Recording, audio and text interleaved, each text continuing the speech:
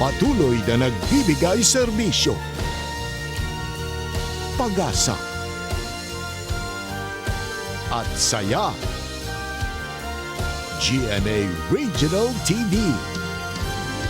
Kapuso ng bawat Pilipino.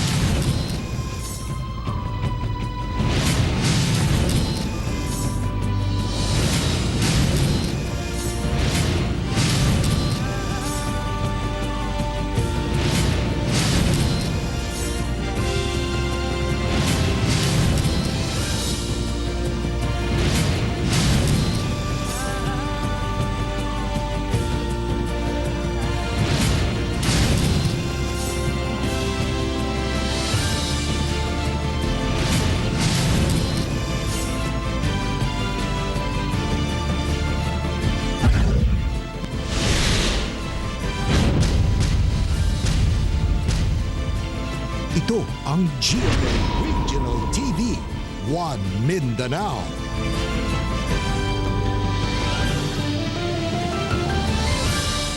May hapon Mindanao, kini ang GMA Regional TV 1 Mindanao. Hatod namon pinakadagkog pinakulahing balita sa Mindanao. Ako si Teco Campo. Sara Hilomen Velasco. Real Soroche, live gigan din sa GMA Davao Complex.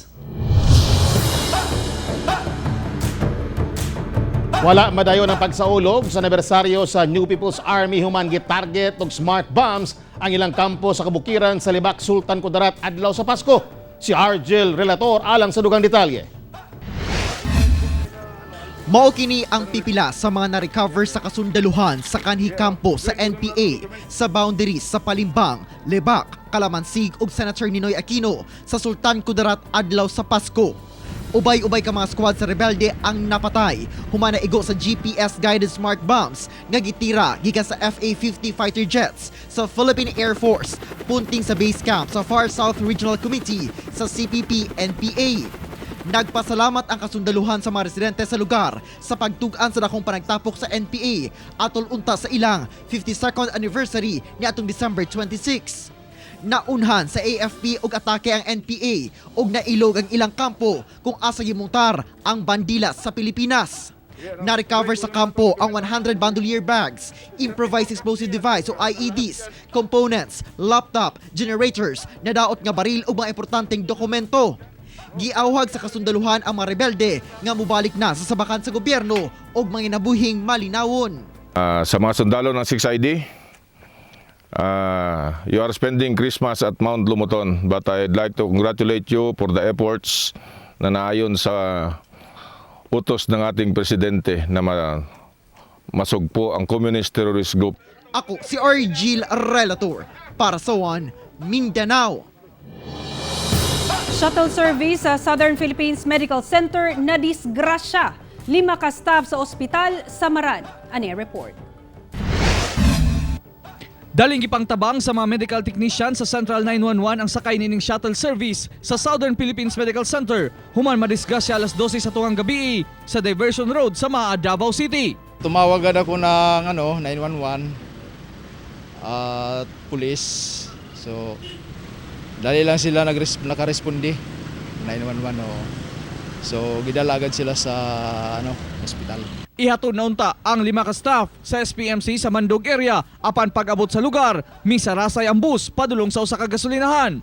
5 ka mga empleyado sa ospital ang samdan sa hitabo. Samdan sab ang driver-konduktor sa shuttle service. Hinuon, minor injuries lang ang ilang naangkon. Sumala sa driver, danlog kuno ang dalan human sa pag-ulan kagabi. Hinungdan nga nawad-an kini og kontrol sa sakyanan. Tungod sa kakusog sa ulan, danlog ang dalan. So nag-lose control siya. Okay. Wala niya na pungan, kabangga sa katong barrier sa katong establishment sa Caltex. Tumba sila. Kauban si Jojo Solarte sa kamera. Ako si Real Soroche para sa One Mindanao. Balay na igog saag nga bala sa adlaw sa Pasko samtang gwardya ang patay. Human gipusil sa kauban ng gwardya. Anong report ni Argil Relator? Adlaw sa Pasko, dihang nadiskubrihan sa usa ka residente sa Las Villas sa barangay Najangas Heights sa General Santos City ang usa ka bala nga nitugpa sa ilang balay. Pasado alas 11 na sa udto adlaw sa Pasko, ilang nakitang nabuslot na ang ilang kisame ug napalgan ang bala sa salog. Gidala na sa crime lab ang balinis nga na-recover. Samtang patay ang gwardyang nailhang si Jacinto Balbuena, human gipusil sa ulo sa iyang kaubang gwardya nga si Jomari Sagucom sa usang subdivision sa barangay San Isidro sa Jensan gihapon. Duna kunoy daang bangi ang duha, hinungdang gipusil sa suspect ang biktima. Gikustodiya na sa Police Station 4 ang suspect alang sa pagpasaka og kaso. Ako si Argil Relator para sa One Mindanao. Usa ka pulis nga na destino sa Police Regional Office 10 ang gipusil patay sa riding in tandem suspects sa Cagayan de Oro City. Sayron tandog ang detalye sa live report ni Cyril Chavez. Cyril.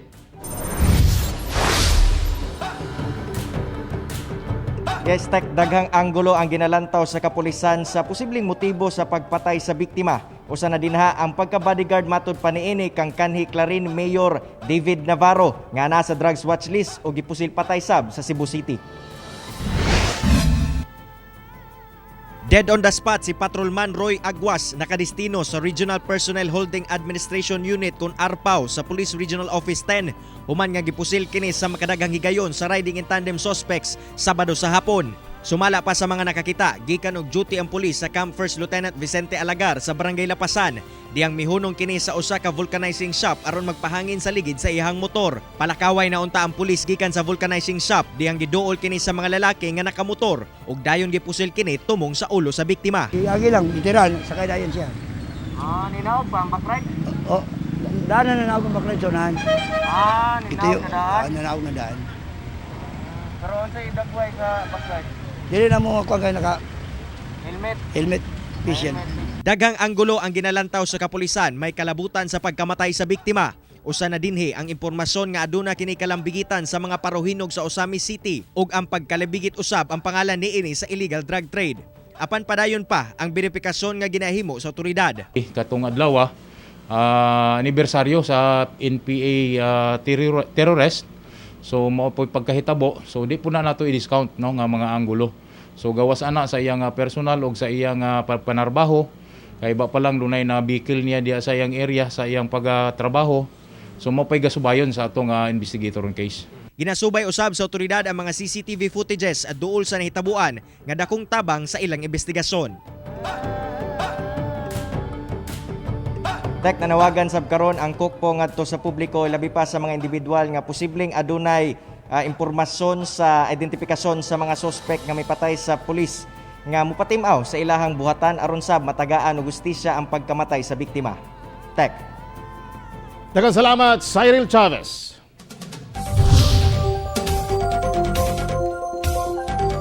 Duha ka low pressure area nga nakasulod sa Philippine Area of Responsibility ang ginamonitor karon sa Pag-asa. Samtang pipila ka lugar sa Mindanao nakasinati og mga pag-ulan tungod sa epekto sa easterlies. Anay report ni John D. Esteban.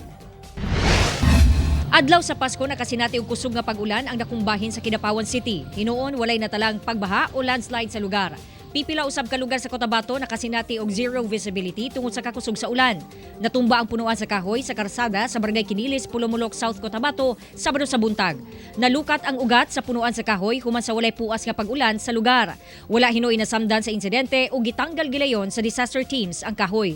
Duha ka low pressure area ang anaa karon sa PAR. Ang usa anaa sa 90 kilometers east sa Baler Aurora ug ang ikaduha 235 kilometers northwest sa Puerto Princesa City sa Palawan. Wala may direktang epekto sa LPA sa Mindanao apan makasinati gihapon og localized thunderstorm sa isla tungod sa easterlies. Intensity sa ulan light to moderate to at times heavy pag-ulan. I am ready kanunay sa posibleng mga pagbaha o landslide. Samtang pipila usab ka lugar sa Northern Mindanao makasinati gahapon og mga pag-ulan. Dinhi sa atua sa Mindanao, dili kita directly affected sa kaning duha ka low pressure areas. Apan gina-enhance or ginapakusog niini ang atuang easterlies or ang init nga hangin nga nagagikan sa dagat Pasipiko nga mao'y nakaapekto karon sa atua dinhi sa Mindanao. Kauban si Bebot Kahes sa kamera. Ako si John D. Esteban para sa One Mindanao. Gibutyag ni Presidente Rodrigo Duterte nga posibleng i-lockdown ang nasod. Atong sayron ang detalye niini sa live report ni John D. Esteban. John D. Real kini kung makasulod na ang bagong strain sa coronavirus nga mikatag na sa United Kingdom ug sa ubang mga nasod. Samtang gibutyag usab ni President Rodrigo Duterte nga pipila ka mga sundalo ang nabakunahan na og anti-COVID-19 vaccine bisan dili pa aprobado. Posible nga ipailawom sa lockdown ang nasod o galing musulod na sa Pilipinas ang bagong strain sa coronavirus nga gikan United Kingdom. Pero depende daw kini sa kagrabehon sa impeksyon. Kini sumala ni Presidente Rodrigo Duterte. We will respond accordingly. And it might be something like a lockdown if things get worse. So it would depend on the severity of the contamination and the number of people that's being contaminated. Apan sumala ni DILG Secretary Eduardo Anyo nga dili na kinahanglan nga mag-lockdown. Right now, there's no necessity to call for a lockdown, but probably more on controlling the flow from the international. Wala usab kini girekomenda ni Socorro Escalante, ang World Health Organization representative sa Pilipinas. Kung malakas po yung public health intervention ng isang country and the cases are limited to imported cases at wala pa naman pong community transmission, it is not going to warrant the declaration of a lockdown from that country. On the other hand, the risk assessment would also be for the national risk assessment. We need to take this opportunity to look at saan ba yung gaps ng mitigating measures natin. Managlahi usab ang pananaw sa publiko labot sa posibilidad nga i-lockdown ang Pilipinas ugaling makasulod na ang bagong strain sa virus. Pero kung unta dili lang ipatupad ang travel ban kay syempre dapat hunahunahon pud nato ang atong ubang kababayan na nabaon sa mga laging lugar. Mas maayo nga karon pa lamang aduna nay kontrol ang gobyerno sa Pilipinas sa mga nasod nga adunay kaso sa susamang virus. In terms of panginabuhian or sa livelihood sa katawhan o sa sitwasyon karon, lisod gyud siya. Daghan gyud pud mga wala na pud o daghan pud mawalan og trabaho. Hinuon sa karon gibawal ang inbound flights gikan UK is a proactive measure o gi-require ang mga pasahero gikan sa mga nasod nga duna na kaso sa bagong strain nga mag-quarantine sud sa 14 days. Samtang gibutyag usab ni President Duterte nga ubay-ubay na nga mga sundalo ang nagpaturok og bakuna batok COVID-19 nga hinimo sa usa ka pharmaceutical company sa China. Kini bisan wala pay approval gikan sa Food and Drug Administration. Sumala sa FDA nga ilang arestuhon ang si bisan kinsa nga mag-administer sa maong vaccine. Gani nagpahigayon na sila og raid sa pipila ka lugar sa Luzon apan wala pa usab daw sila nadakpan. Real gikumpirma ni AFP Chief Lieutenant General Cirilito Sobehana nga duna gyud pipila ka mga sundalo nga nabakunahan na og anti-COVID-19 vaccine pero dili sa nila i-disclose kung unsang unit. Pero wala man daw sila nagapahigayon og any AFP sanctioned vaccination ug sumala pa niya nga gina-validate pa nila ang maong impormasyon. Real. Okay, daghang salamat John D. Esteban.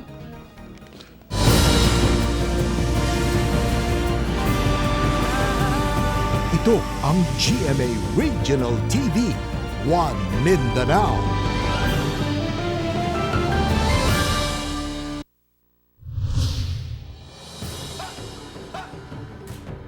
Duha patay lakip ang 5 anyos ka bata, samtang 14 ang samdan, humaan maaksidente ang sakyanan sa Magkabanay sa Alamada, North Cotabato.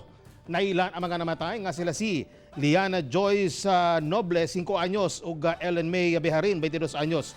Samtang samdan ang kabanay ni ini nga sila Jenrick Mejos, 24 anyos, Dailin Mejos, 25 anyos, Geraldine Mejos, 27 anyos, Welmar Mejos, 45 anyos, Mateo Inerlan, 50 anyos, Marites Inerlan, 44 anyos, Joshua Inerlan, 18 anyos, Honey Claire Abellar, 15 anyos, Steve Clark Beharin, 20 anyos, Sharon Rose Conda, 35 anyos, Lydia Vizcaino, 59 anyos, Herminio Pastolero, 54 anyos, Marcos Jared Conda, 6 anyos, ug Sandra Noble, 3 anyos. Magbane lamang ang mga biktima nga pulos residente sa Libungan, Cotabato. Matod sa kapulisan sa Alamada nga gikan Libungan ang mga biktima ug padulong unta sa Alamada aron magsaulog sa Pasko. Apan pag-abot kuno nila sa sitio Guo, Barangay Giling, Alamada, kalit kunong nawad-an og preno, hinungdan nga disgrasya ang sakyanan. Dali hinong nadala sa ospital ang mga samdan. Duha ka bata patay human maapil og kasunog sa ilang balay. Samtang balay sa mayor sa Jimenez, Misamis Occidental ug dakong establishmento sa Ipil, Zamboanga, Sibugay nasunog sab. Ani report. Abo na, diyang napalgan ang patayng lawas sa duha ka bata nga naapil og kasunog sa ilang balay sa Tubod, Lanao del Norte. Naila ng mga biktima nga sila Jennifer Gargoles, 4 anyos, ug manghod niining si John Michael Gargoles, 3 anyos. Giingong nanarbaho ang mga ginikanan sa bata ug gikandado ang pultahan sa balay gamit ang kadena sa iro. Busa diyang nasunog ang balay, wala na nakagawa sa mga bata. Wala pa natino sa kamubiruhan ang hinungdan sa sunog. Apan, giimbestigahan ang mga ginikanan kung doon na ba'y tulubagon sa pagbilin sa mga anak sa ilang balay. Sa Jimenez, Misamis Occidental, nasunog ang balay ni Mayor Rosario Balais sa mismong adlaw sa Pasko. Matod sa kabomberuhan, nagsugod ang sunog alas 11:47 sa gabi sa maong balay nga gama sa semento. Nagtinabangay na ang mga bombero sa kasikbit ng lugar, human misaka na sa Task Force Bravo ang sunog. Napalong ang kalayo pasado alauna sa kadlawon niadtong December 26. Walay nasamdan atol sa sunog ug bugtong caretaker lang ang nabilin sa balay niadtong tungura. Apan tungod sa sunog, nagka-brownout sa mga lugar. Ginasusi na sa kabomberuhan ang hinungdan sa sunog ug kantidad sa nadanyos. Sa Ipil, Zamboanga, Sibugay, nasunog ang Jerry's Metro Plaza nga usa ka dakong establishmento sa Barangay Don Andres sa lungsod niadtong Sabado. Sumala sa kabomberuhan, alas 4 sa kadlawon nagsugod ang sunog sa may grocery store sa Dusandanas sa establishmento. Mayo na lang, napugnan ang pagkuyanap sa kalayo sa ground floor pa lang. Misaka sa katulong alarma ang sunog. Busa, 8 ka truck sa bombero ang nagtinabangay sa pagpalong sa kalayo. Nadeklara ang fire out alas 7 na sa buntag. Walay nasamdan sa insidente o ginaimbestigahan na ang hinungdan sa sunog. Miabot sa kapin 3 milyon pesos ang kantidad sa nadanyos sa sunog. Ako, si Real Soroche para sa One Mindanao.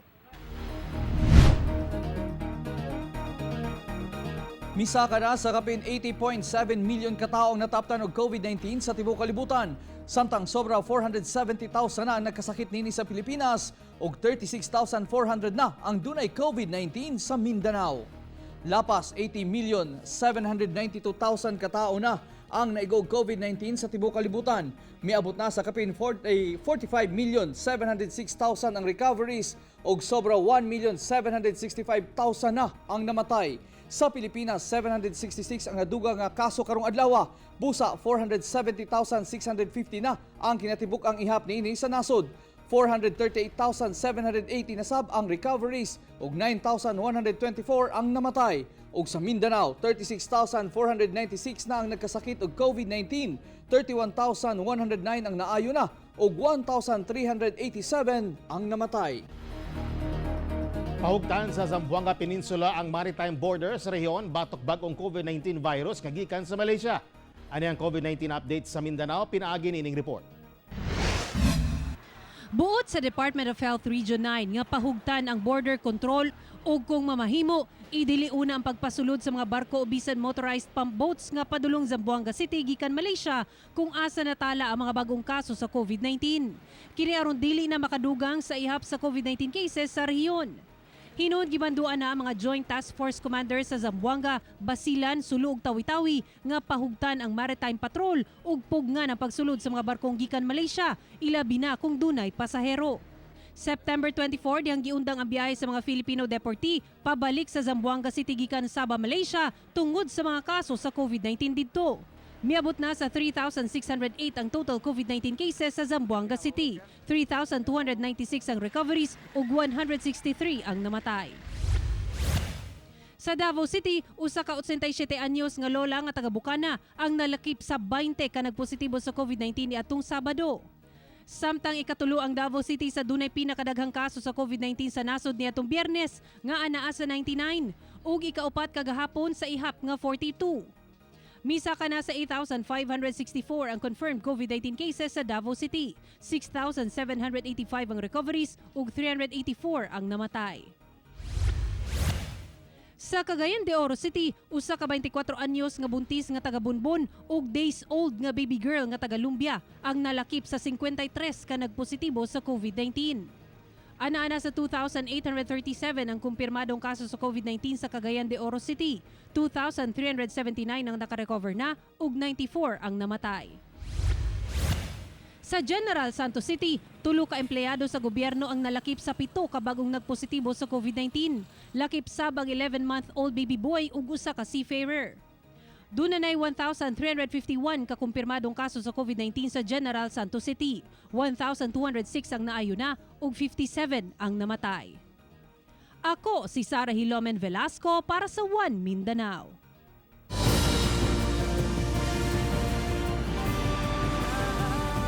Ito ang GMA Regional TV, One Mindanao.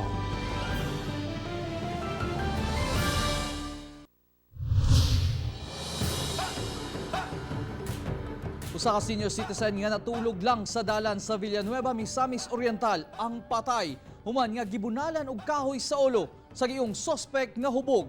Dugang detalye sa report ni Cyril Chavez.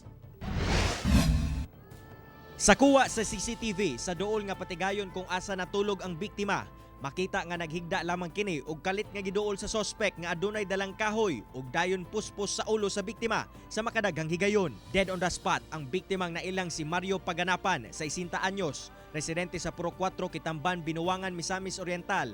Ang suspect nga nagpuspos patay sa biktima nailang si Joel Ardeno, 49 anyos, taga Balingasag, Misamis Oriental. Human sa krimen, makitang paspas nga midagan ang suspect palayo sa crime scene. Hindi man maklaro dito nga kung pila ka bunalan, pero ang naiya ang inflict nga injury sa may ulo nga area. So,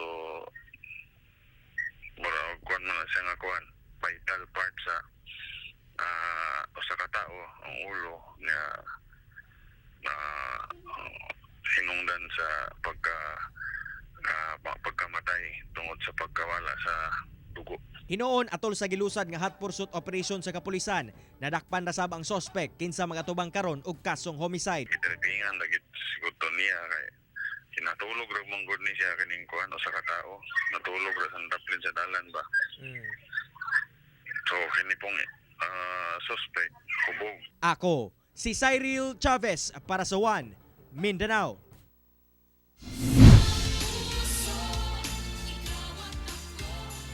Karong panahon sa pandemya, dili kalikayan nga dunay mga banay nga dili kompleto. Labi na kadtong COVID-19 patients. Atong sayron ang kasinatian nining usa ka banay kansang duha ka miyembro nga positibo sa COVID-19 nagpasko sa isolation facility. Anang report. Kinsay magdahom nga ang malipayong pamilya nila Kevin ug Kate Barrio ug usa ka tuig nilang anak nga si Ellie masulayan di ay karong pandemya. Disyembre 17, nasayrang positibo sa COVID-19 si Kate ug si baby Ellie. Rason nga gidala ang mag-inahan sa SPMC Isolation Facility.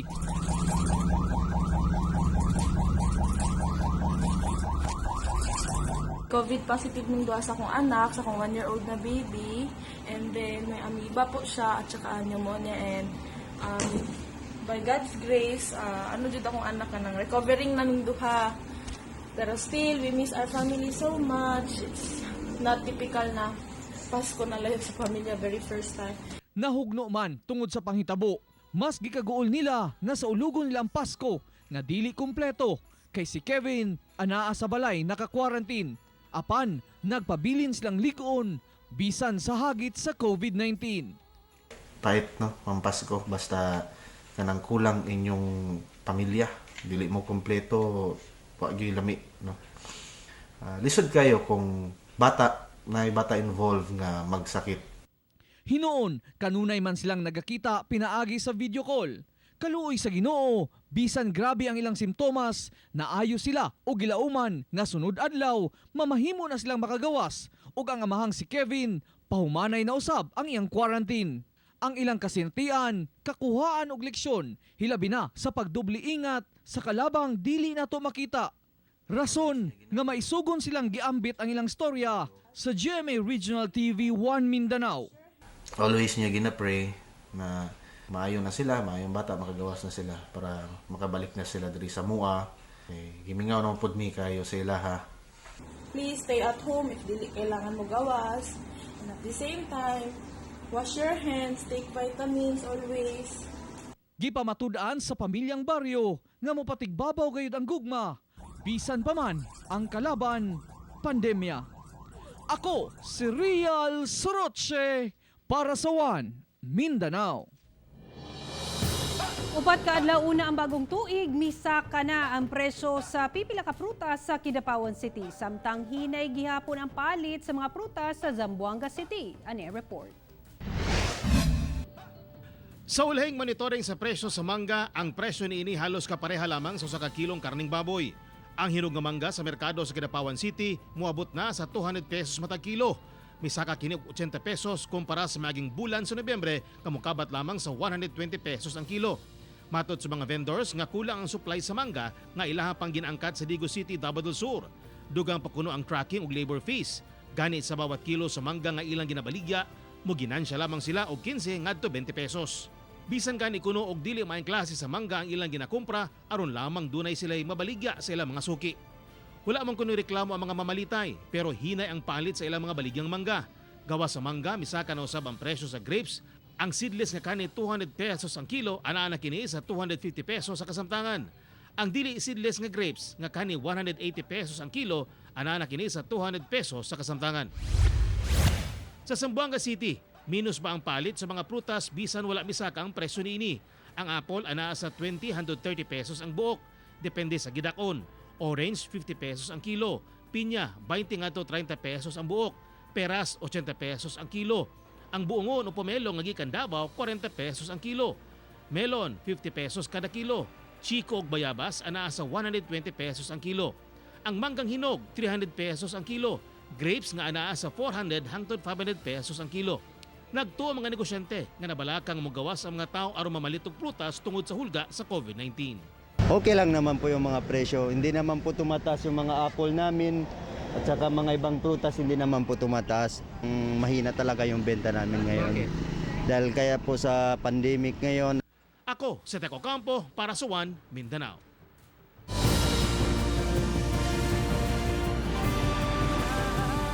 Ito ang GMA Regional TV, One Mindanao.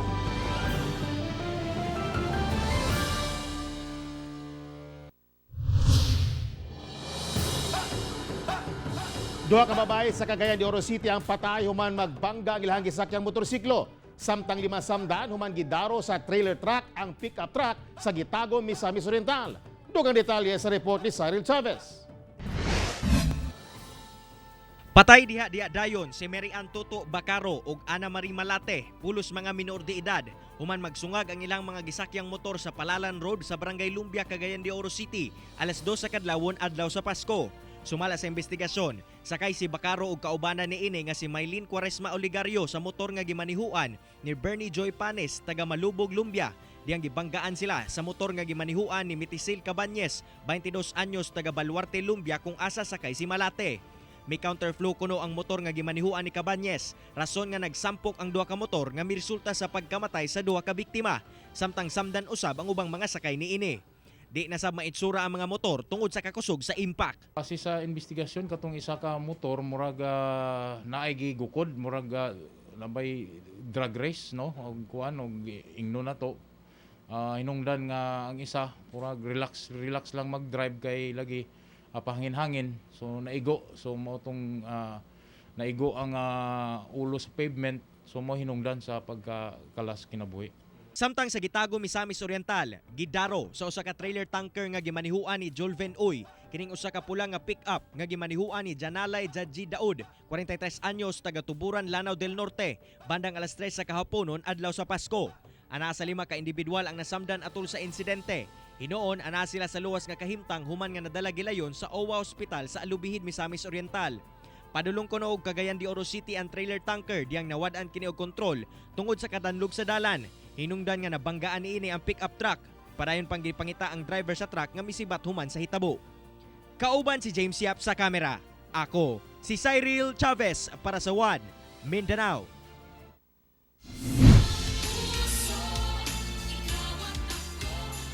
Ang pagsugat sa bagong tuig panahon sa pagsalo-salo sa Matag Banay. Busa alang sa mga nangitag suwak sa budget nga pangsalo-salo nga pagkaon, perfect kining holiday bilao alang kaninyo. Aning report. Karong new normal sab ang pagselebrar sa holiday season kung asa pipila lang ka miyembro sa banay ang magtapok, sagad sa mga handa, simple na lang. Ug duna say uban nga budget-friendly nga handa ang gipangita. Busa na uso karon kini gitawag nga holiday bilao package nga mausay na hunahunaan sa magtiayong Mylene ug Fernando Sabeliano kansang 2 ka dekada ng negosyo sa eatery ug catering na apektuhan sa pandemya. Pag pandemic, wala may kaon jud na dine-in, nag-stop mi dito tapos diri mi nagbalhin. Sa presyong 2,500 pesos, 5 ka putahe na ang pwedeng pagsaluhan sa 15 hangtod sa 20 ka tao. Sama na lang sa beef caldereta, bihon, shrimp, lumpia ug lechon belly. Mga putahe nga sagad ihanda karong holiday season. Bawal man gid ang tapok. Mo na among kuan bilao kay para naanatanan ya barato ra pod. Miagi man og kalisod, mi barog ang magtiayon o gihimo nila kining hagit aron magpadayon. Basta na ang family ma'am, maski naata sa kapitos, sa kalisod sa panahon, happy ka ginahimo nimo para pud sa ubang tao. Ma-inspire jud ka ma'am.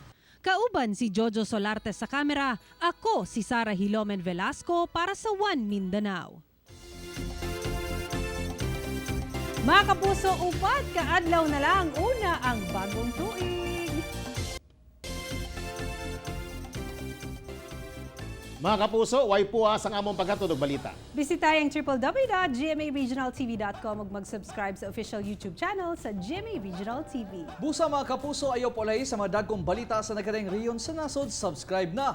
Ug mo kato mo lahing balita sa Mindanao karong adlaw. Ako si Rial Soroche. Daghang salamat sa inyong kanunay nga pag-uban ka namo matag adlaw. Ako si Sara Hilomen Velasco. Tungod mga balita sa atong palibot, importante alang kanamo. Kini ang GMA Regional TV 1 Mindanao. Tek Ocampo, buong puso para sa Pilipino.